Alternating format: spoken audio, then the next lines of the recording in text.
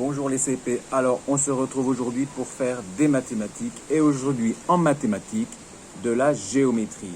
Rappelez-vous, au début de la semaine, nous avions travaillé sur les carrés et les rectangles et nous allons continuer un petit peu cette notion. Alors aujourd'hui, c'est vous qui allez devoir trouver des carrés et des rectangles à la maison et faire les empreintes de ces formes en différenciant bien justement les carrés et les rectangles. Alors regarde aussi la petite vidéo que je t'ai mis sur Google Classroom et qui t'expliquera vraiment comment faire la différence entre un carré et un rectangle, sachant que le carré a 4 côtés de la même taille et il a aussi 4 angles droits que nous avions regardé la dernière fois avec une équerre. Rappelle-toi, un angle droit. Si je prends ici un livre, voilà, un petit livre, l'angle droit, on voit bien que il est ici et nous pouvons le retrouver avec une équerre. Alors c'est un peu difficile en CP encore de manipuler l'équerre, mais nous allons essayer de trouver aujourd'hui des objets à la maison qui sont de forme carré ou rectangle. Alors vous allez me dire, je n'ai pas d'objet rectangle à la maison. Alors cela peut être n'importe quoi. Nous pouvons trouver des petites boîtes, je ne sais pas, une bougie, vous voyez, de différentes formes, un petit jeu. Voilà par exemple ce que j'ai trouvé dans ma maison. J'ai aussi trouvé par exemple un petit livre. Alors justement ce livre, je vois que c'est un rectangle car il a 2 grands côtés et 2 petits côtés qui sont de la même taille. Et alors à l'œil nu, essayez de voir, voilà, on voit que les angles sont droits. Ensuite, par exemple, cette petite boîte a aussi 4 côtés de la même taille. Vous avez deviné que c'était un carré. Même chose pour ce jeu, qui est aussi de forme carrée, ou cette bougie. Alors ici, la bougie que je vois ici, qui peut être de forme carrée, si je regarde ici, et peut-être de forme rectangle, si je la regarde comme ça, puisque nous avons ici 2 grands côtés et 2 petits côtés. Mais cela peut être aussi une autre petite forme. Regardez ici, c'est rigolo. Cette petite boîte dans laquelle nous avons 3 petits squelettes qui jouent au football. Voilà, par exemple, c'est une décoration mexicaine. Alors voilà aussi, je regarde, j'ai 2 grands côtés, j'ai 2 petits côtés, c'est un et 4 angles droits, c'est un rectangle. Si je le prends dans ce sens-là aussi, j'ai aussi un autre rectangle. Alors ceci peut aussi être des objets beaucoup plus gros. Par exemple ici, j'ai une boîte de téléphone. Voilà, un téléphone. Là aussi, cette forme, ce solide est un pavé, mais le pavé concerne un grand rectangle ici, un petit rectangle ici, un autre rectangle ici. Vous voyez, à chaque fois, on a 2 grands côtés et 2 petits côtés et 4 angles droits.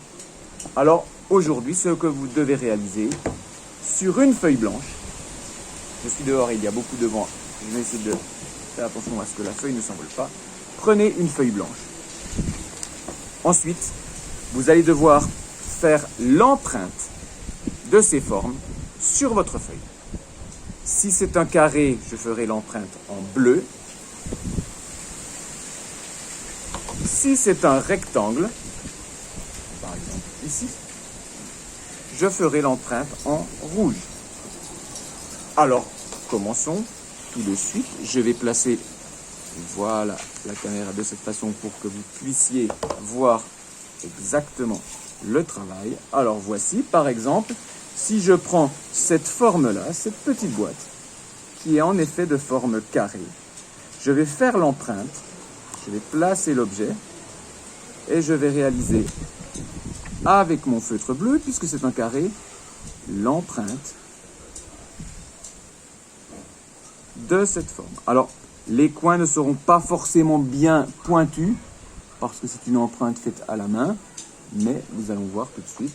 Voici, j'ai la forme d'un carré, et celui-ci est bleu, puisque c'est un carré. Maintenant, je vais prendre une autre forme, comme par exemple cette petite boîte. Justement, je vais placer ma boîte, et je vais réaliser avec mon feutre jaune. Alors, appuie bien sur ta forme pour qu'elle ne bouge pas sur ta feuille. Et puis, pense bien à faire, voilà, le tour Ce n'est pas grave si dans les coins ce n'est pas tout à fait pointu, puisque c'est difficile de faire ça avec un objet. Et voici, ici, j'aurai donc un rectangle. Je vais pouvoir redresser un peu ma caméra. J'ai donc un rectangle, il est donc en rouge, et j'ai un carré, il est en bleu.